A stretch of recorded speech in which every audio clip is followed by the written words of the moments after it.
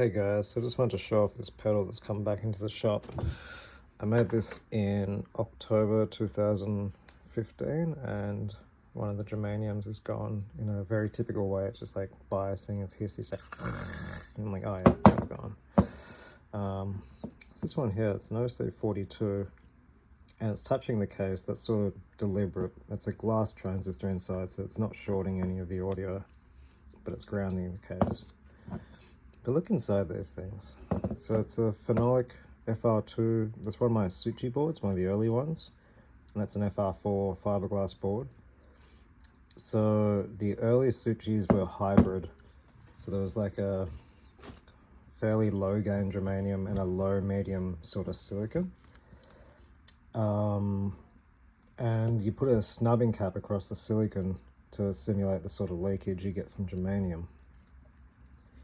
And the higher the gain would be, you might consider using a higher value snubbing cap or a smoothing cap because it's a bit brighter and sharper. So this had toggles to change each transistor. And then there's like, yeah, smoother, smoothest. High gain would be the silicon in the first stage, hybrid. So I think the labels are a bit whack, but this is like a deep sort of switch where it sort of cut mid-treble. And that was like a precursor to what became the Suchi V2. So this is like sort of between Suchi V1 and V2. It was like a fancy version. Now to get the effect, back in the day, I only had the CO2 laser to get any artwork onto anything. So to apply this, it was purple powder coat, because there's heaps of powder coats and we'd always muck around with stuff.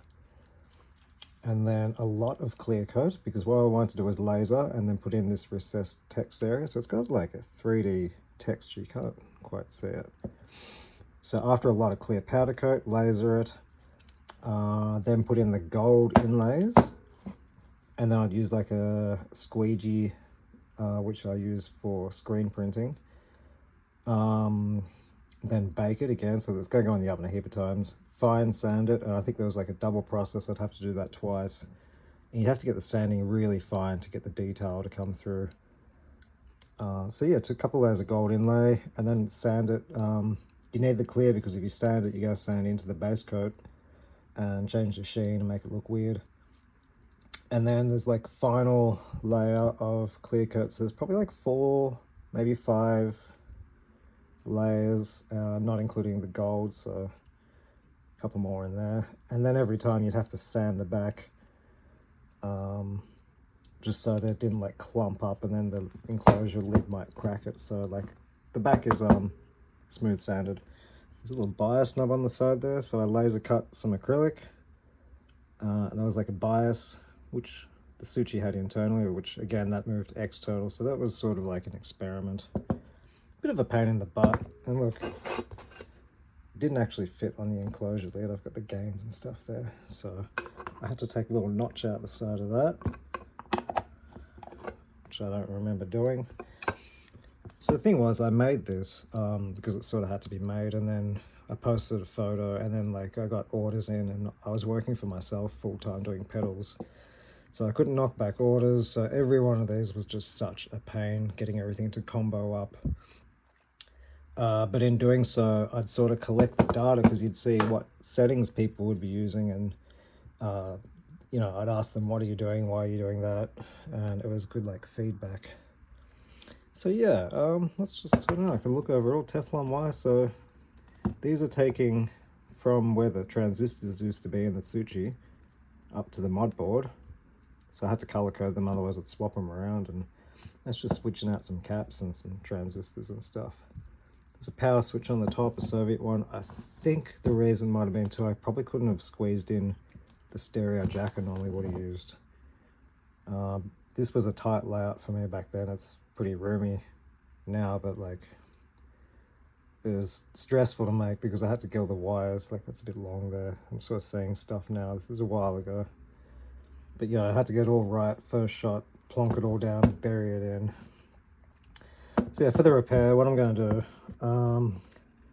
I think that whole subboard will come out if I just unscrew those, but I don't want to, just in case I scratch the surface. I shouldn't. Like, I'm pretty sure, like 90%, but or maybe on that less than 10%. Like, I don't have a fix for it. That's pretty precious to somebody. So I'm thinking I'm just going to solder suck it out from the top, and then maybe I'll just solder a new one on top of the board. I might be able to come underneath, but there's actually like parts under there. No, it's not shorting out. I've designed it in a way that it can't short out to anything. Like, there's foam insulating bits, like that's got some foam under it, and all the Teflon wire sort of holds everything in place.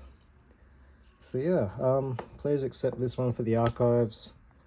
Back when I used to have a lot more energy to do more crafty sort of work, I guess. Like, yeah, I'm doing other stuff now, but bothering to do this for customers now would be too much of an ask for me. Like, the amount of labor that went into this for what would have been charged is not a business model.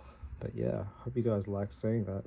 Oh, by the way, Vemuram, I've been saying Vemuram, I haven't heard it pronounced out loud. They started doing one called the Myriad Fuzz down the track, which was a hybrid silicon germanium fuzz. So it had the same name, same sort of function and marketplace. So I stopped building them, and he took over. All right, thanks guys, bye.